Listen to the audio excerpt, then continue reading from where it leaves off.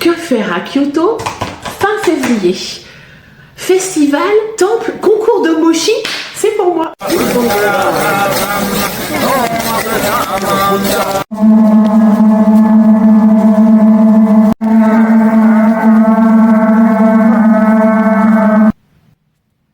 Et les mochis sont...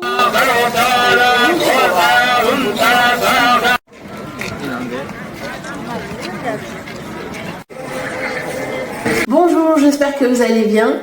Aujourd'hui, une vidéo sur une cérémonie qui a lieu dans un temple qui se trouve à Kyoto. Et justement, ce festival, il a lieu chaque année le 23 février. Donc c'est à peu près, voilà, c'est la période.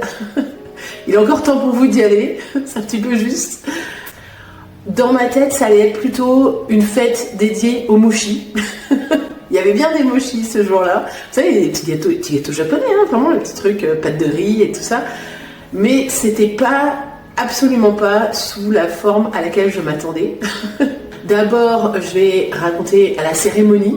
Ensuite, ça sera plus sur les lieux parce que c'est tout un ensemble de bâtiments. Le temple est très grand, il est dans un grand jardin magnifique. Et après, très inattendu, un concours de mochi géants, mais pas vraiment facile.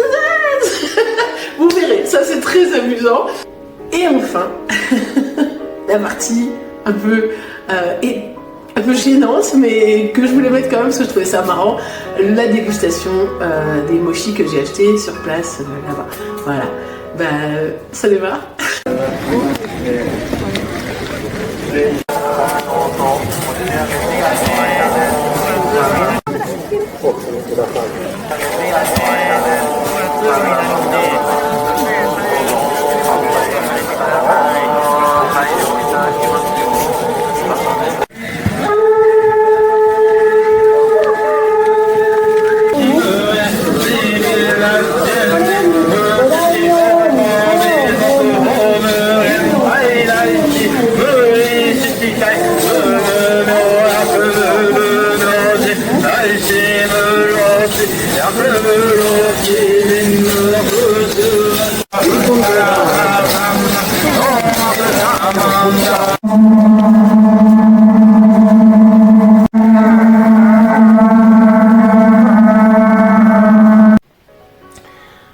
Tout d'abord, comment je me suis retrouvée dans cet endroit?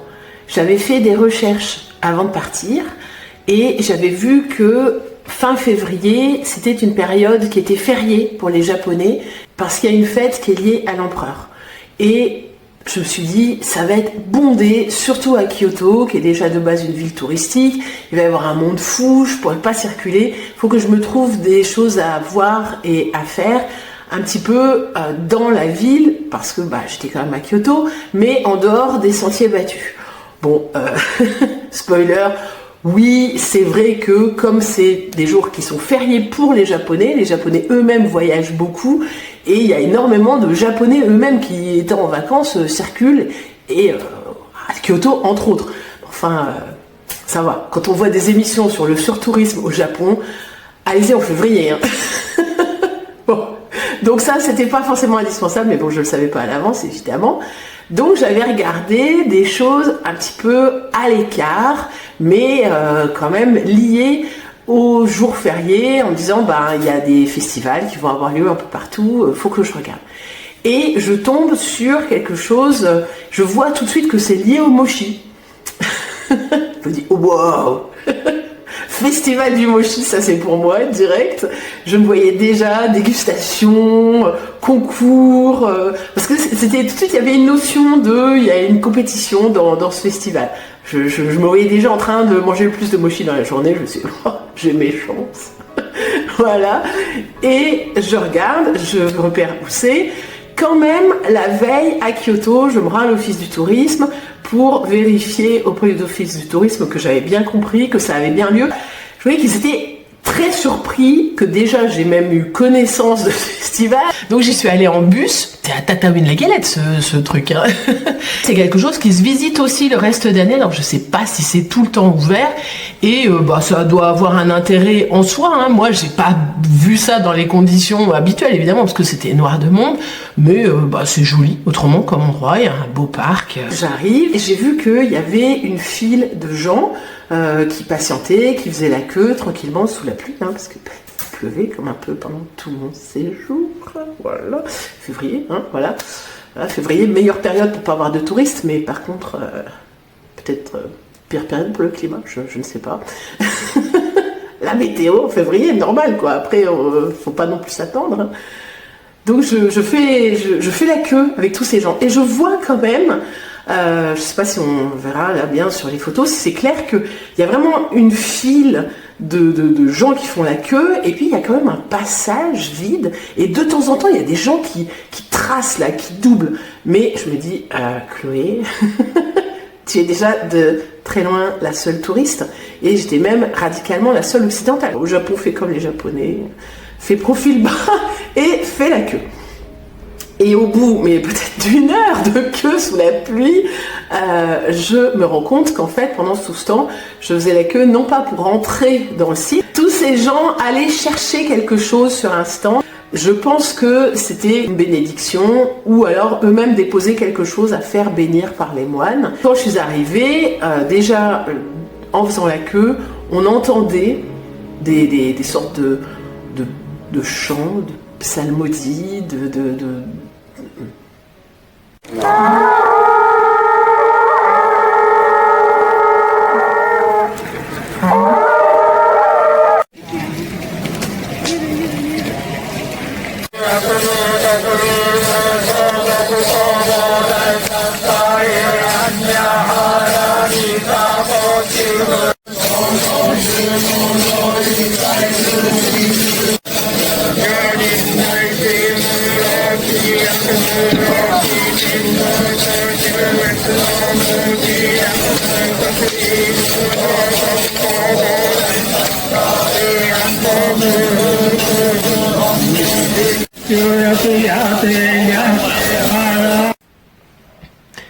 Quand je me suis retrouvée dans cet endroit, j'étais quand même ultra étonnée.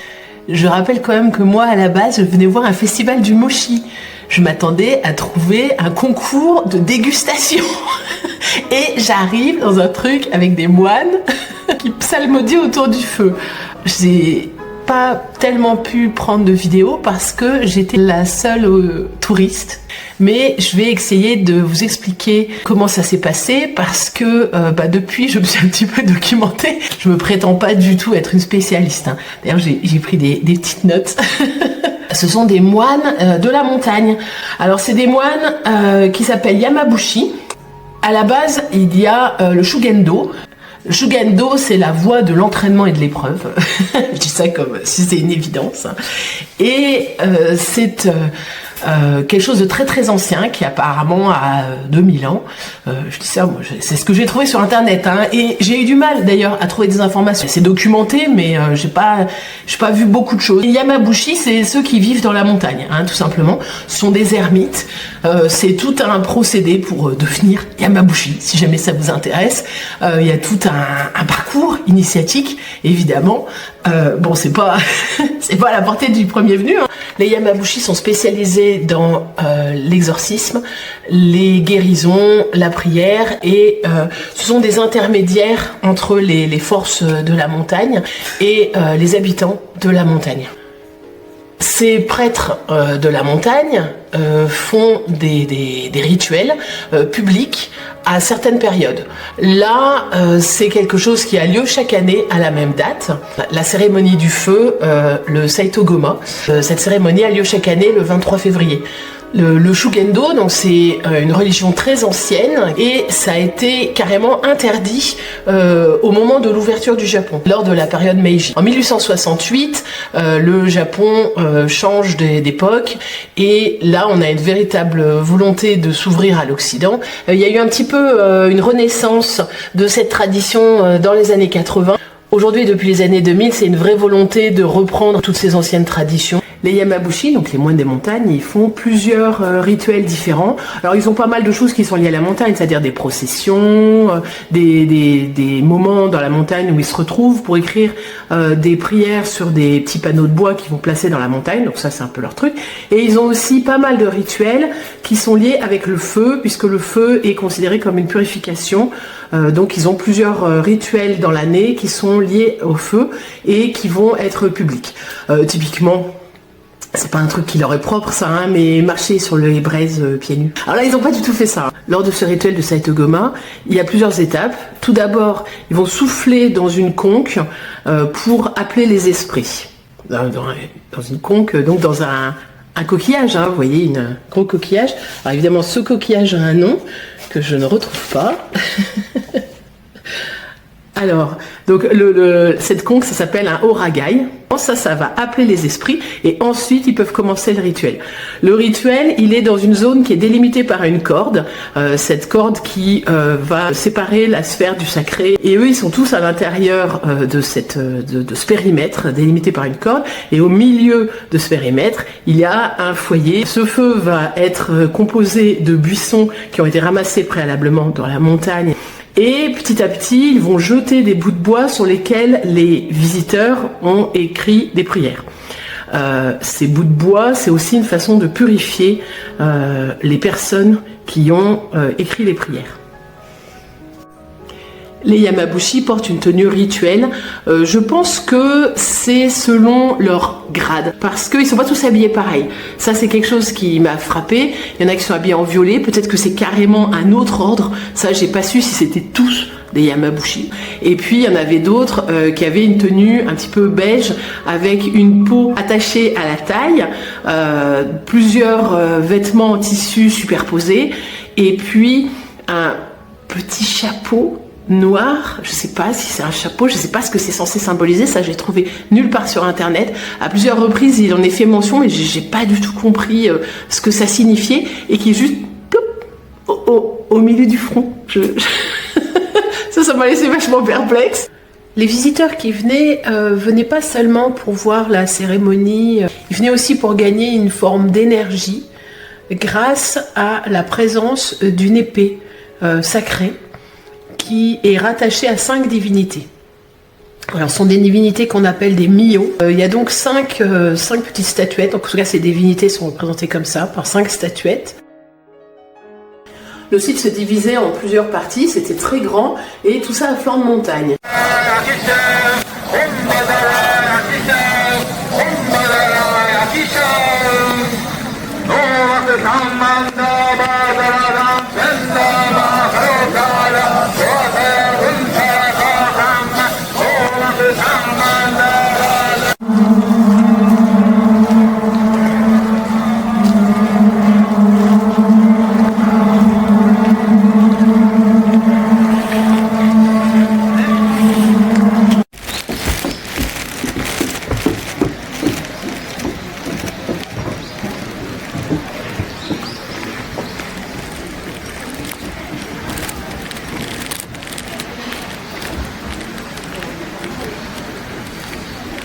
Je me suis aventurée là-dedans, il y avait plusieurs endroits, c'était magnifique, des érables, des temples, des sanctuaires. J'avais vu sur la carte qu'il y avait aussi des sanctuaires qui étaient dans la montagne.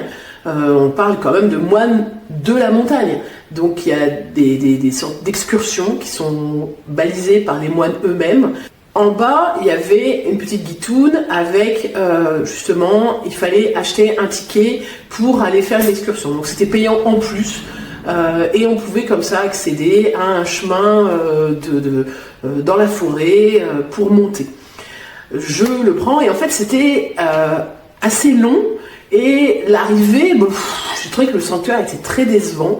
Il n'y avait franchement pas grand chose, surtout que j'en ai vraiment bavé, en plus il pleuvait, ça glissait, j'étais pas du tout équipée. J'allais passer une journée de fête du mochi, je rappelle, hein, donc j'étais pas du tout équipée pour la montagne. Bon, la montagne c'est un bien grand mot, hein, c'était un chemin en forêt, faut quand même pas non plus exagérer, mais je trouvais que c'était perdu, surtout par rapport au résultat qui était hyper décevant. Donc c'était payant, le chemin était pas facile et le sanctuaire il était tout pourri, remboursé.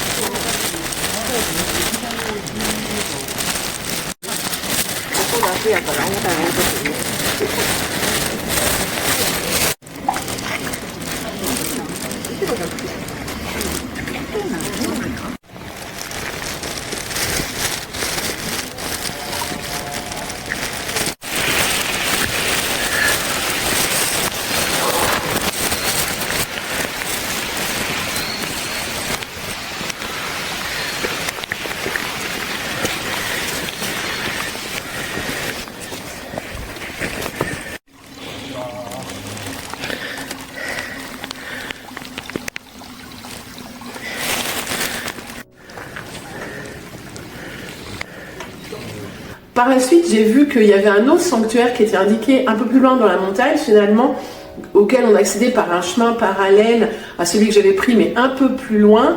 Peut-être que j'aurais pu le rejoindre, je sais même pas. Il n'y avait pas trop de... Enfin, la forêt, c'était un peu un cul-de-sac, l'endroit où j'étais. Et là, j'avoue que je n'ai pas eu le courage de remonter pour aller voir. En plus, je me suis dit, ça se trouve, il est pareil celui-là.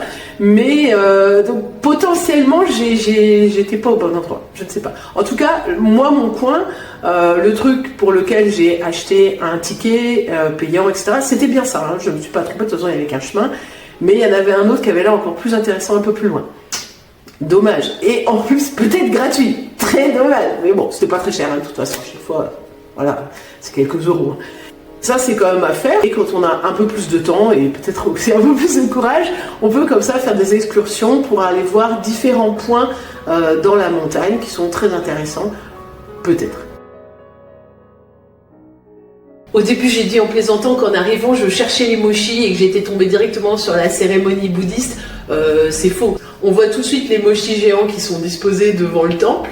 Les mochis étaient disposés sur des tables à l'extérieur, à la pluie. Ça m'a un petit peu étonnée. Ils n'étaient pas du tout abrités, alors qu'il y a beaucoup de bâtiments. Hein. Tout était dehors. Alors qu'il pleuvait des trombes d'eau. Donc je ne sais pas trop dans quel état ils étaient le soir. Et en plus, ensuite, ils étaient redécoupés pour être vendus. Et l'après-midi, en milieu, fin d'après-midi, là, il y a eu vraiment ce pourquoi j'étais venue, donc le concours de mochi, ce que j'avais vu moi au départ. En fait, je suis venue pour ça, moi, à la base. Et en fait, c'était pas du tout ce à quoi je m'attendais. Moi, dans ma tête, ça allait être... peut-être un concours de, pas forcément de dégustation, mais au moins un truc un peu en lien. Je me voyais déjà en train d'en manger un, quoi. Et là, pas du tout. Quand j'ai vu arriver les mochis, j'ai dit, ah ouais, non. 150 kilos quand même, le bestiau. Il n'était pas destiné à être mangé, aucune dégustation à l'horizon. C'était en fait pour être soulevé. Voilà. C'était un concours de portage de mochis géants. 150 kilos pour les hommes, 90 kilos pour les femmes, quand même. Et on voit sur les photos qu'on est sur un truc, c'est pas juste un problème de poids, c'est un problème de taille, c'est-à-dire que en fait on peut pas en faire le tour avec les bras. La circonférence du truc est déjà gigantesque, donc ils étaient disposés sur une espèce de petit plateau, enfin petit non, hein, pas petit, gros plateau en bois, et les participants au concours pouvaient se saisir du plateau. Ils n'étaient pas obligés de ne prendre que le mochi à pleine main, et d'ailleurs c'était pas un mochi mais deux mochis qui étaient carrément superposés, donc vraiment pas pratique. Et quand on voit le truc, on est sur un machin qui est enfin, même pas comme ça, c'était encore plus grand que ça, donc on se dit, qu'est-ce que tu veux prendre ça, quoi. Et en fait, l'astuce, je le dis, si vous voulez, voilà, vous dites, et il y a moyen, je sais pas ce qu'il va gagner, hein, mais il y a moyen de s'entraîner, c'est qu'il se mettait accroupi, ils se basculaient comme ça, et en fait, ils faisaient comme glisser le plateau sur leurs cuisses une fois accroupis, et il fallait le... Ah, ça a l'air facile quand je le fais comme ça, mais ça, on voyait bien que ça n'était pas. Et il fallait donc le tenir le plus longtemps possible, déjà le tenir tout court. Et comme on voit, il y a eu plein de candidats, moi j'ai pas assisté à tous, mais quand même certains. Malheureusement j'étais très loin, parce qu'il y avait une foule dense. Et à ce moment-là, par contre, là, je pouvais y aller. Autant le matin, j'osais pas faire des photos, parce que personne ne faisait de photos, autant là... C'était le grand truc, les gens criaient, ils faisaient encouragement, ils photographiaient, ils filmaient, donc là je m'en suis donné moi aussi à cœur joie. Malheureusement j'étais très très loin et du coup sur mes photos, je suis désolée, ça rend pas grand chose, mais on voit quand même donc ça. Et mon candidat challenger, malheureusement, voilà, cette jeune fille, elle a pas gagné. Bon, elle était toute gringalette, hein. Je devais soulever 90 kilos, à mon avis, elle n'en faisait pas la moitié, la fille. Hein. Mais n'empêche qu'elle a réussi à soulever le truc. Elle l'a pas tenu, mais elle a quand même soulevé. Rien que ça, je ne sais même pas comment c'est possible, en fait. Hein. Et il y en a qui sont arrivés. Après, les mochis étaient transportés par des moines dans des brouettes. Vraiment. Puis redécoupé, mais là dans un endroit secret, je ne sais pas. Il y avait aussi les moines eux-mêmes qui vendaient, là ils avaient un estanco dans lequel ils vendaient ce qui avait été fait à partir des mochis du temple. Alors je ne dis pas que j'ai acheté celui que la fille elle a soulevé, hein, ça je ne pense pas, parce qu'autrement ils ont été vraiment rapides pour le reconditionner, mais c'était bien noté que c'était les mêmes.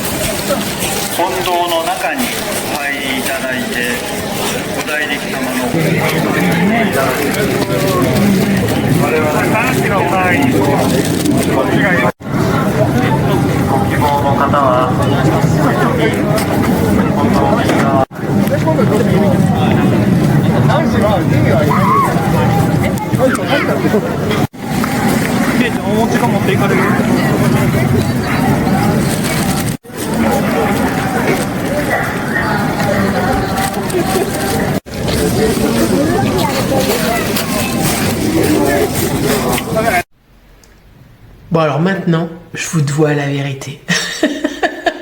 C'est le moment là, c'est l'heure de vérité. Pourquoi je fais cette vidéo? Déjà, je l'ai dit au départ, et c'est vrai, c'est parce que cette cérémonie, c'était un truc incroyable, et j'ai rien trouvé dessus sur internet. C'est-à-dire que c'est vraiment quelque chose qui n'est pas documenté, mais il n'y a pas que ça. Il y a aussi l'autre raison, c'est que j'adore les vidéos sur YouTube sur le Japon. Et qui dit vidéo Japon dit dégustation. Je voulais moi aussi faire ma vidéo de dégustation. Problème, je ne suis pas youtubeuse. Donc on s'improvise pas comme ça. C'est pas parce qu'on se dit hey, je vais faire une vidéo de dégustation comme les vidéos que je regarde et j'aime ça. Non. Je vais quand même vous montrer, mais c'est pathétique. Je me suis mise à l'écart, mais cachée derrière un buisson, au point que quand il y a des gens qui s'approchaient, je me demandais si c'était pas pour venir uriner en douce, quoi. J'étais littéralement dans le coin pipi de la forêt, hein. Tellement j'étais cachée.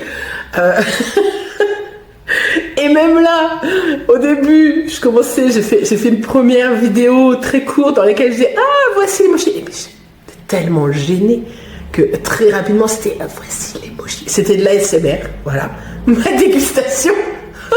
Donc j'ai pris le parti rapidement de le faire sans parler, en me disant ah c'est pas grave, je ferai un montage incroyable et je parlerai par-dessus.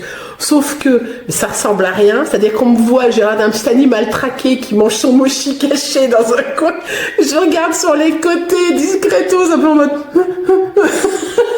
pour être sûr que personne ne vient me surprendre dans cette situation ridicule de je suis en train de manger des mochis devant ma caméra. Et d'ailleurs, en termes de caméra, rien comme équipement, évidemment, donc qualité complètement pourrie et tout comme là, hein, tout comme là. Vous pouvez le voir à mon bras, n'est-ce pas? J'ai un trépied incroyable, ça s'appelle un bras. Mais j'ai quand même voulu le laisser parce que je trouvais ça amusant. Voilà, c'est un peu l'autodérision.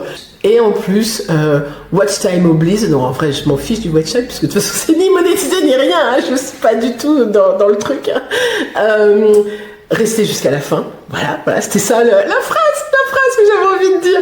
Parce que quand je teste les mochis, vous allez voir, il y a un moment quand même à la fin où, voilà, c'était... ça ne s'est pas passé comme je le voulais. Voilà. Donc je sais pas, je sais même pas s'il faut que je double par-dessus. Je sais pas.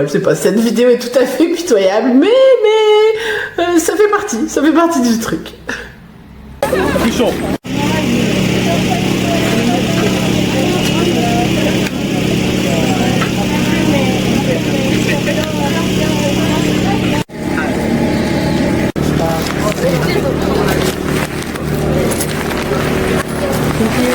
Arigatou gozaimasu.